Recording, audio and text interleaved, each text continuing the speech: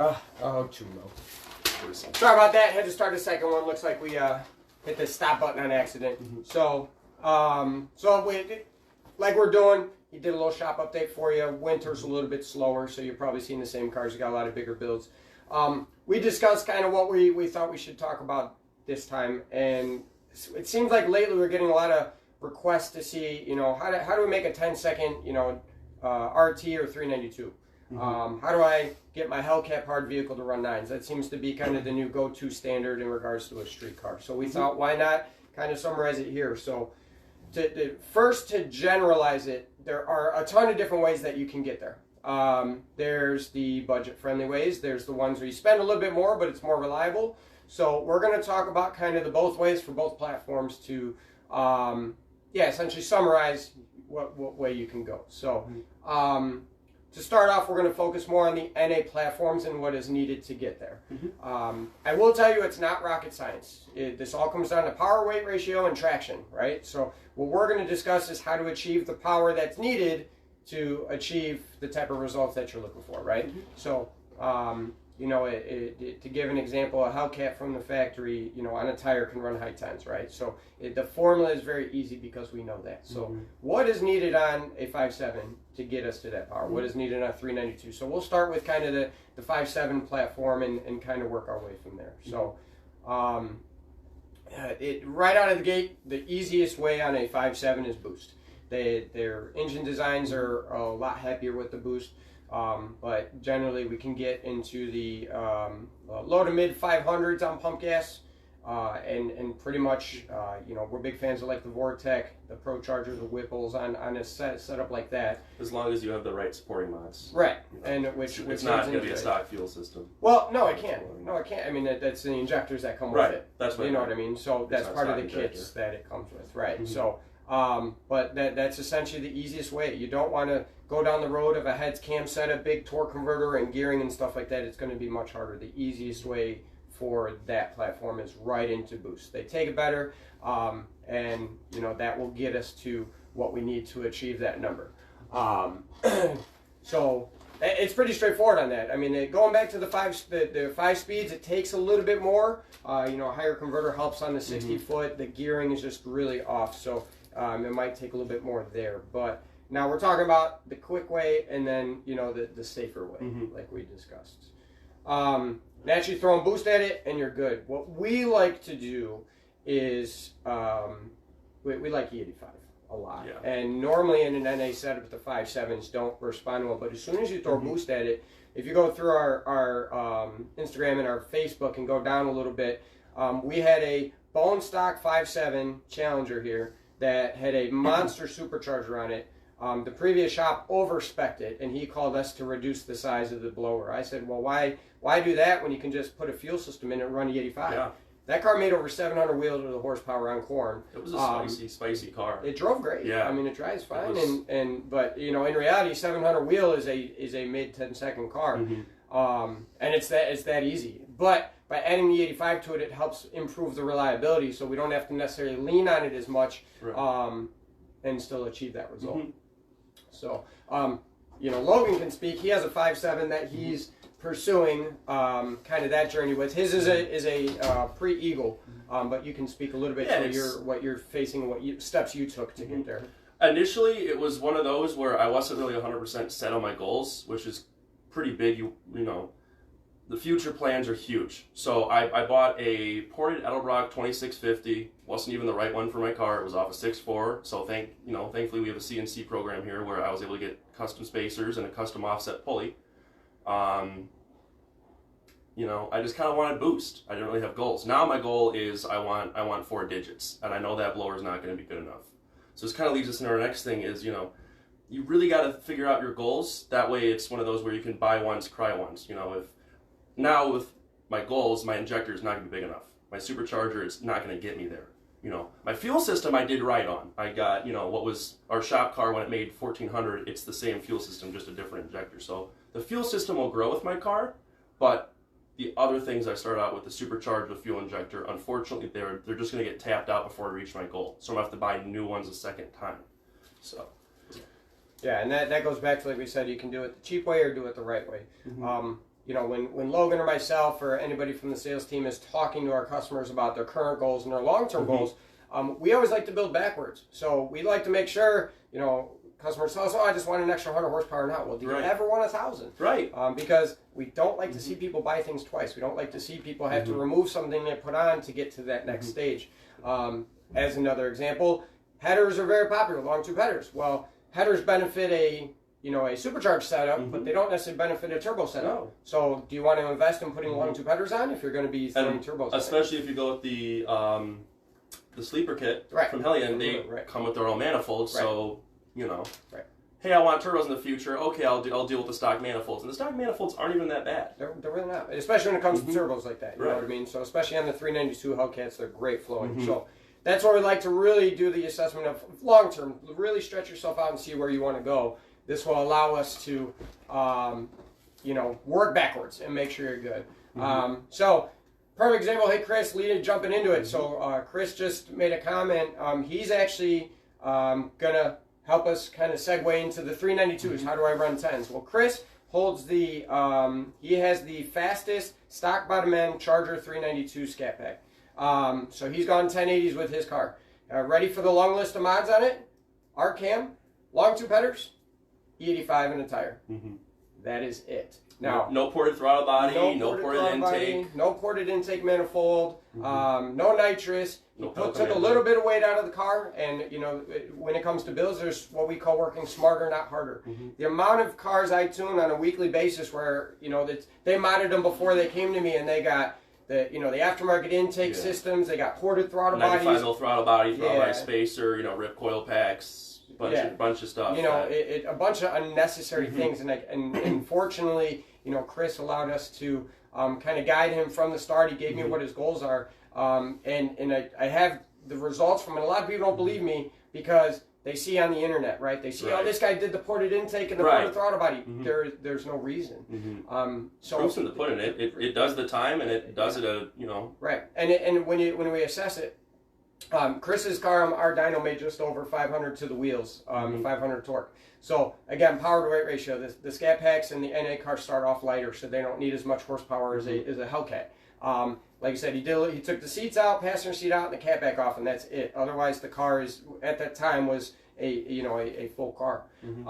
He went 1080s, and the DA wasn't like super negative either. So there's more room on the table for us on that one, and we got some things in the works to push it even further.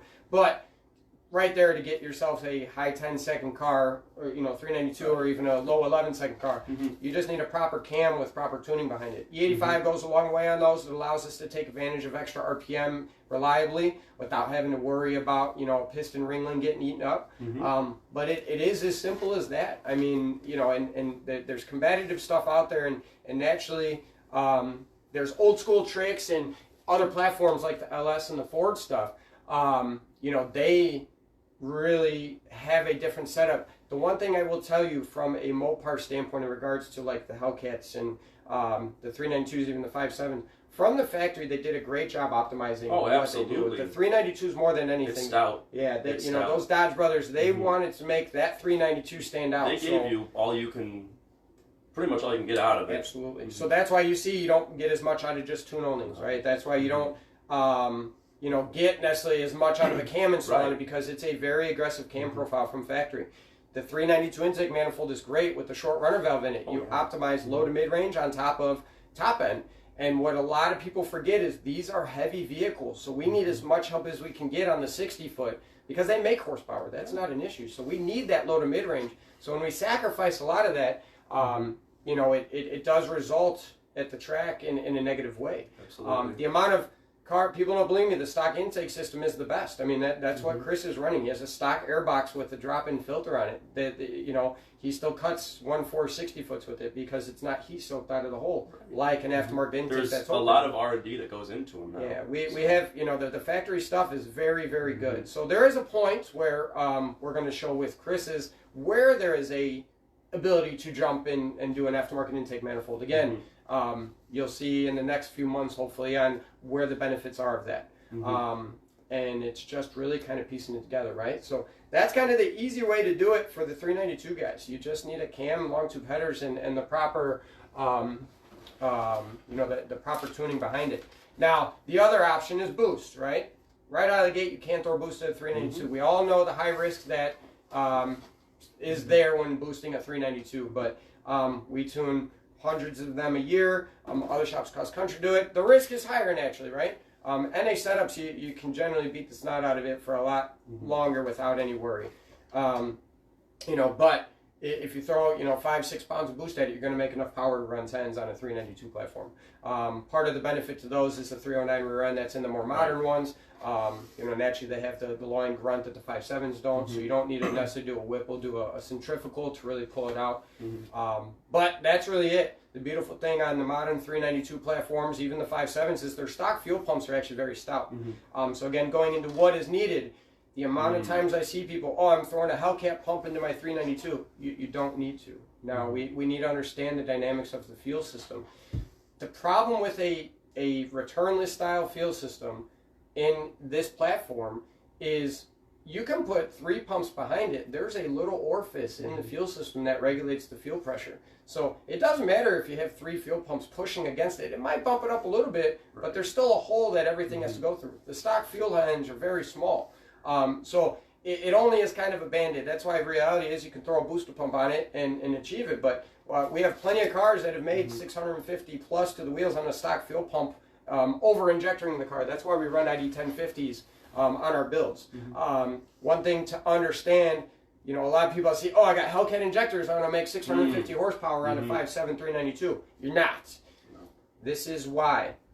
Hellcats from the factory run a minimum of 80 psi under load. Okay? So understand that they're able to produce the horsepower they do with 80 psi fuel pressure. When you have a RT or a 392 from the factory trying to regulate about 58 psi due to an orifice, not only is the fuel pressure going to drop because that fuel pump is not capable of sufficiently providing the fuel flow, but every pound of boost you introduce will drop your fuel pressure by that amount. So if you're running 8 pounds of boost, you're naturally out of the gate going to see an 8 psi fuel drop from your fuel pump. That's normal. Like I said, on top of the strain. So all of a sudden we're down into the mid-40s on fuel pressure. When you throw a Hellcat injector in that's normally running at 80 psi. It's not there. It's not there. No. It's not there. That's why we see even Hellcat injectors on a proper cam car get tapped out when it's NA. So and it's so important. Fueling it's what keeps your motor alive. It's never the place to go cheap on. Everything on my car is used. I don't have a single new part except for my fuel system. My fuel pump, lines, all that stuff, injectors, those are all brand new because it's not worth risking it. Right. And so piggybacking to the injector choice and the fuel system, right? So all of a sudden I have my fuel pressure go from 58, 60 pounds down to mid-40s. The beautiful thing about ID 1050s is they're rated at 43 psi. Right. So we're now in the injector range where those injectors are at the fuel pressure that they're actually rated for. So that's one of those things on why we can make 650 horsepower out of 1050s on a stock fuel pump, because fuel pressure is dropping but still within the range of what those injectors are rated for. Looking, MCYC suspension upgrades needed, 392 on 8. No, his Chris Mitchell, when he went 1080s, he is stock suspension. He literally is stock. Huh? Is he a diff brace on it? No. Diff brace is good, but not needed at that power level. But no, there's no suspension needed. He cuts 1.4 60 foots, low 1.5s in the heat, but it's not needed at that power level. The suspension is actually very, very good from the factory for that type of power. So, but yeah, that's why realistically you do 1050s on our builds like we do any 5.7 or 6.4s because of the fuel pressure drop. I don't see the benefit of over-fueling it with a fuel pump when you have an injector more than capable of it, and it drives like stock. The 1050s, even though they're so big, they have so much data and research into their low pulse width operation. They drive like stock. You would have no idea that my car has the injector. It does. It drives like a normal car. I mean, I put 20,000 miles on it and drives it the day I bought it. Yeah. So that's why they're also as expensive as they are. You get what you pay for. Absolutely. Now, another great question: upgrade a 392 or buy a Hellcat? We talk about that every week with our customers, and that's truly up to what your overall long-term plan is, how much money you have invested from the start versus long-term. How attached you are to the car. Yeah, how attached you are to the car. So put it this way, we'll use 800 wheel horsepower as a goal. Yeah. Okay. On a 392 platform, how do I achieve 800 wheel horsepower and use the words reliable next to it? So right out of the gate, you're not doing that stock bottom end, so you need to forge the motor. Even if you leave the cam alone, we'll just say you're forging the bottom end. And then you need a fuel system because the stock one's not going to handle it. You can band-aid it, but the way we do it is a proper return style fuel system. Safe. Right, safe way. You need the injectors for it, and you need some sort of power adder, right? So right out of the gate with all this stuff I listed, you can say 10 grand for a motor, you could say 5 grand for the fuel system, 10 grand for a power adder. We're at 25, 30 grand. You're still on a stock transmission, HP70. Now, we were the first shop to ever tune a stock HP70 into the 9s with dozens of passes on it, and have several more after that. But proper tuning and maintenance on them, you can run 9s on a stock HP70, but it's not reliable, especially at 800 wheel. That's, normally an 800 wheel car is going to make about 750 torque. That's outside of that safety realm. So plan for a transmission, plan for a torque converter. Now, axles and drive shaft. All of a sudden, you're at 30, 40 grand being invested into your 392.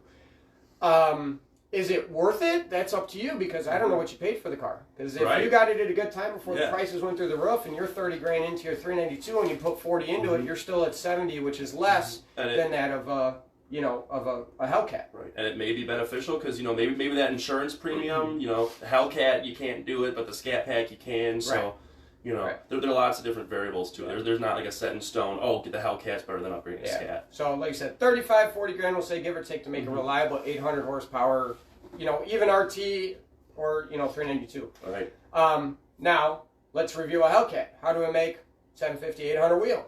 Our level 1 package.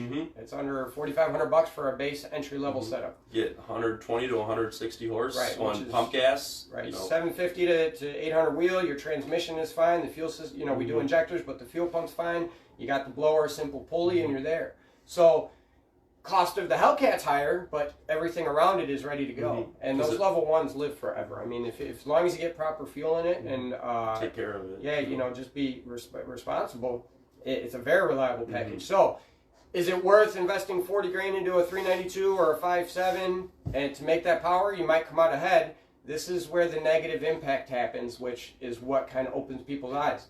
At the end of the day, it's still a 392. Yes. So the value doesn't go up when you modify a car. So that $40,000 you put in a 392, you will not get back. I don't care how much you think you will not get it back. At the end of the day, the value is no more than what a stock 392 is.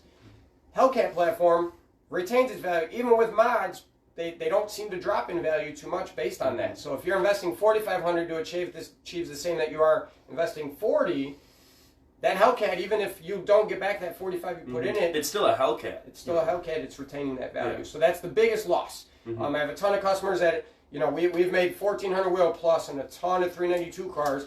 Sadly, a couple of them are trying to sell them. It's just the way it goes. We move on to other things. Family happens. Life happens.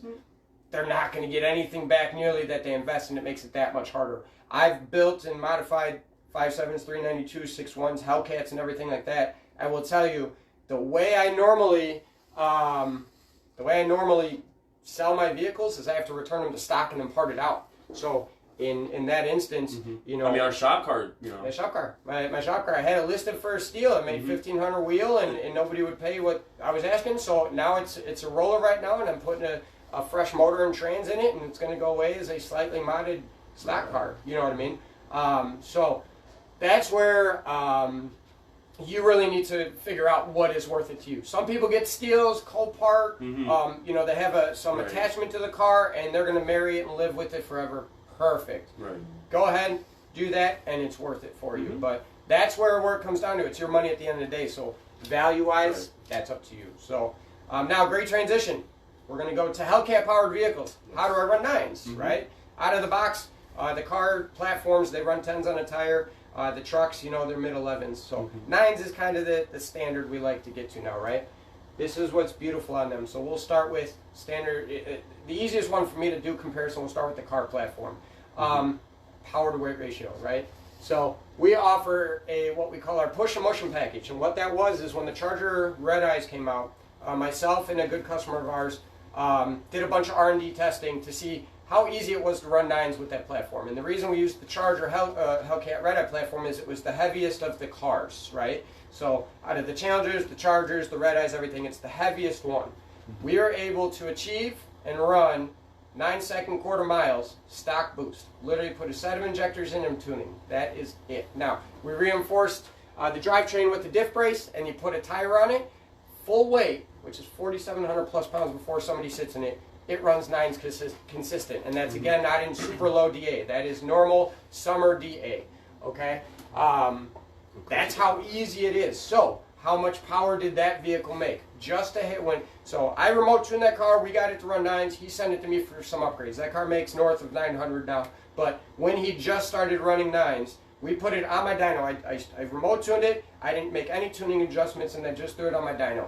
So in comparison, I will always use my dyno for reference.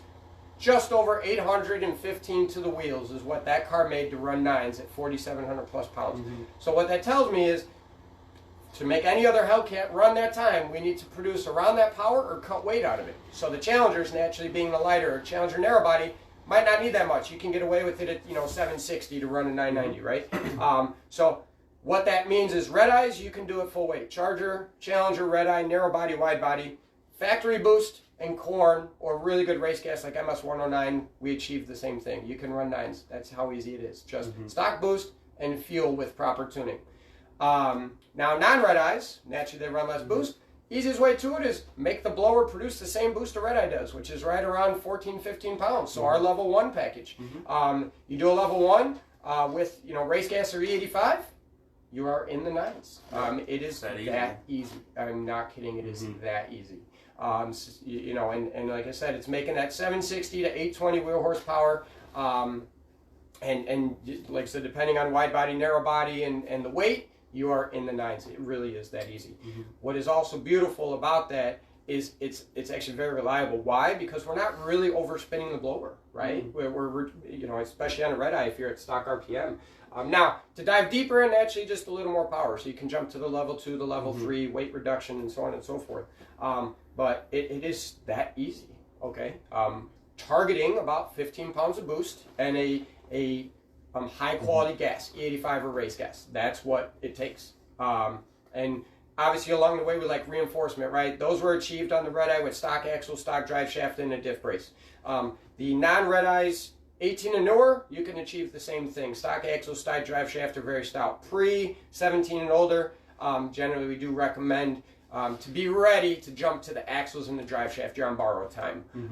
But you can do it on a nice 17-inch tire, stock fronts, stock weight. We can take you to 980s, 990s with 15 pounds of boost and good fuel. That simple. I mean, that's pretty much it, right? The platform is outstanding from the factory. Stock suspension and everything along those lines. Good question, piggybacking off that, and someone in the comments asked, are wide bodies really slower than narrow bodies? Yeah, How much is that weight? Yeah, weight. So great. How much is the weight? That's a great question. So the rule of thumb is every extra 100 pounds you have in the car, it's 1/10 slower in the quarter mile.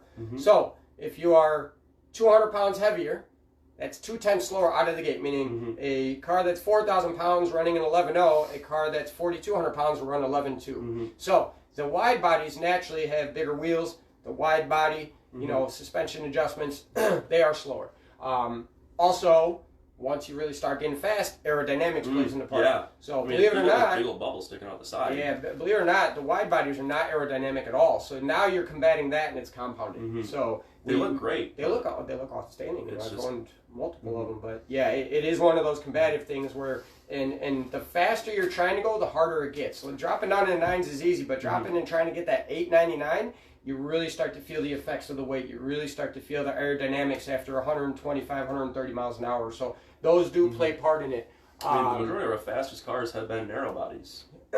Yeah, naturally, it's going to be that way. It's just a weight thing. Once you really start going fast, and that's why our shop car, although I love the wide body Chargers, I've had, 3 of them. A lot. I went back to a narrow body just for that edge, that jump, to make it that much easier. That's why you do see, I mean, even, the Demon 170, they tried keeping the narrow in the front just to reduce weight and aerodynamics on it. So the Challengers are more aerodynamic than the Chargers, too. But yeah, it's that simple. Now, going into the truck and you know, the SUV platform, very different. Very different to get into the 9s. 10s are very easy. Again, our level 1 package, we call it our 1.5 for anybody wondering. Whenever we do our level 1 with just an upper pulley targeting 15 pounds of boost and E85, it's our 1.5. So, again, this is where weight and aerodynamics kicks in. Right. They're heavy. They're heavy. They're not aerodynamic. No, not at all. So No. we've had, I personally have owned a Durango Hellcat that went 9s, had a TRX that made 1,000 plus to the wheels. So, you know, it's one of those that it's a totally different ballgame. The load, the weight, the aerodynamics, and all of it. So, how do I get my Trackhawk? How do I get my Durango? How do I get my TRX into 9s? Right. A lot more power. Yeah. You know, so at a minimum, the way I would normally recommend if somebody reached out to me for a Durango or a Trackhawk, I'm going to tell them our level 3.5 package. So to break down what that is a upper lower pulley combo that we use, ported blower, and the fuel system mods to support it.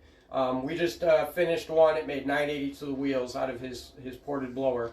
That will get you into, you know, the 9-second territory out of the truck SUV platform. The TRX, because of the added weight, unless you're going to swap the wheels out and do drag wheels and everything like that, you're going to need an extra about 100 horsepower, 150 horsepower on top of that to click that 990. The gearing in those helps a lot. And then especially when you go to a smaller tire and combine it with the gearing that effect has, Yes. You see the TRXs, you know, get in there with, again, a level 3.5 package and some weight reduction. Again, it comes to power weight ratio. It's not rocket science. So we had our buddies down at American Muscle Performance in Florida beat our Durango to the 9s by 1 day. But, you know, we were the second to run 9s in the Durango Hellcat. Obviously, they're in the 8s now. A lot has, you know, progressed over the time. We sold ours after that, but you know, we were one of the first ones into the 9s with the Durango. Yeah. The TRX I never got there because I ended up selling it beforehand. But it made the power for it. I just didn't have a wheel tire combo for it, and we ran out of time in the year for it. So, but that's pretty much it. You're going to need about 950 to the wheels out of the SUV platform, and I'd say you're going to need 1,000 plus out of a TRX to do it consistently in the right way. The only, again, the benefit of the Durango and the Trackhawk is their factory drive lines are pretty reinforced, so you don't need to worry about axles for a high 9-second pass. You don't need to worry about the T-case. Transmission with proper tuning will live through it. So again, an amazing platform from the factory to make a 5,500 pound plus SUV move like that, and then even, you know, 6,000 plus out of the close to 7,000 out of the TRXs. It's just phenomenal. But obviously, that discussion on the Hellcat powered vehicles is a lot quicker, right? It's a lot easier naturally being boosted from the factory. Things reinforced. It's very easy. So probably in the future we'll do a discussion about 8s. That's kind of the new 9s for the Hellcat platform. Again, shout out to Paul for Legion of Demon Racing event in Texas. He took first place in the 9.0 Index.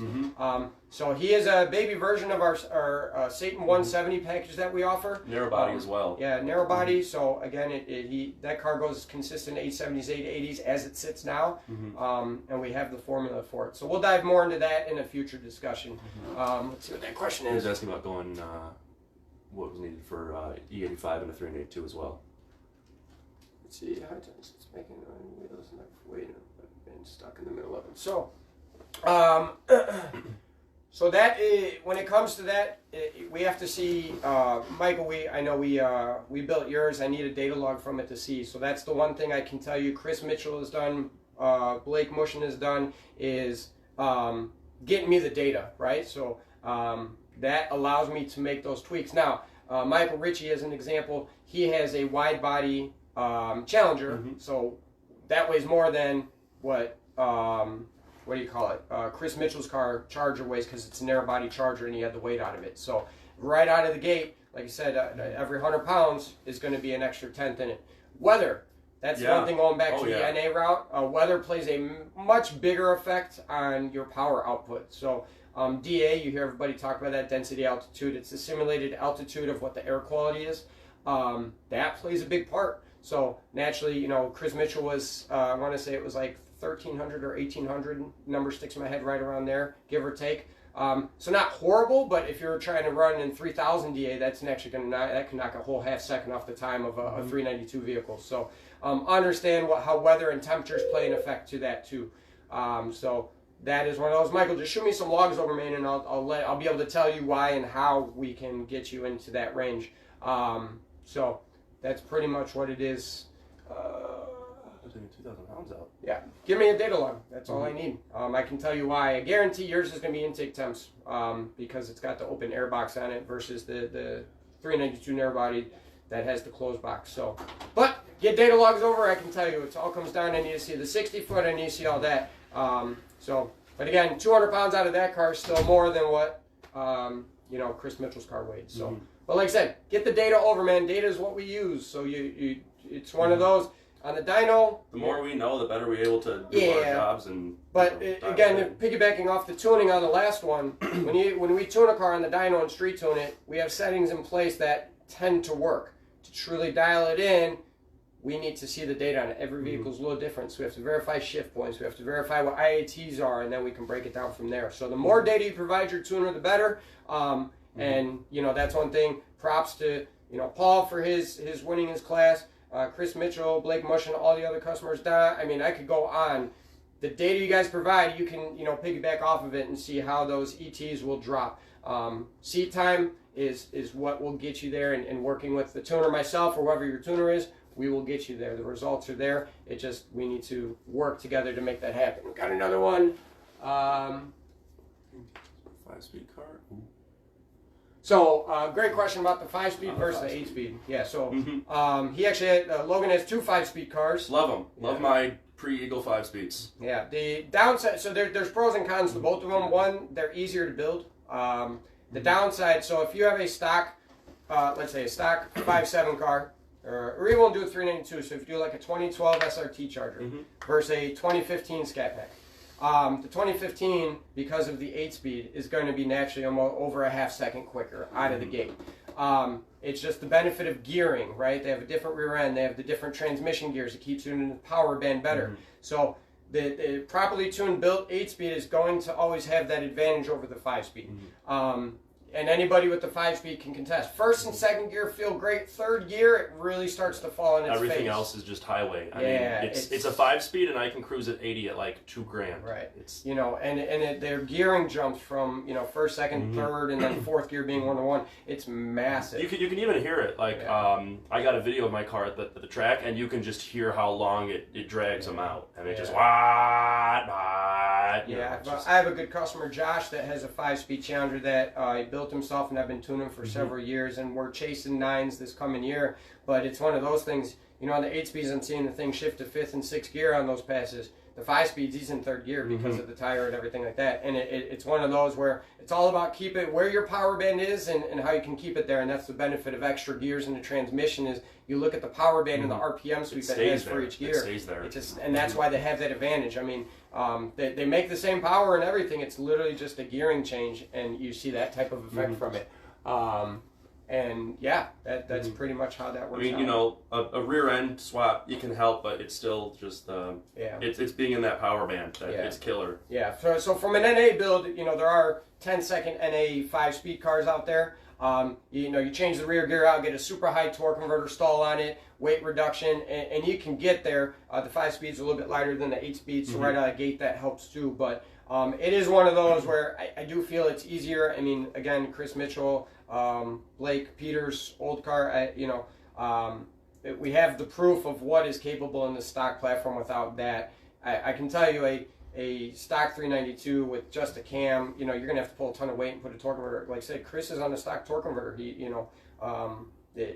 stock rear end, there's very minimal that goes into it. So obviously the transmissions with less gears have been around longer, so there are ways to do it, absolutely. I would say my vote, if I were to purchase a vehicle, I'd prefer the 8-speed over the 5-speed, just for the ease of what it's capable of. And with the tuning capabilities of the transmission as well, we have a lot more control over it. So great questions, everybody. I think it's time for us to get back to work here. So thank you for chiming in and asking the questions. Again, if you're coming in late, this was a little Q&A on how to make a 10-second NA car like the 5.7, 6.2s, or 6.4s, and then you know, how to make a 9-second Hellcat powered vehicle, and we'll have, you know, leave questions and other suggestions in the comments. So next time around we can have a nice subject to talk about, guys. So thank you again. We'll talk to you later.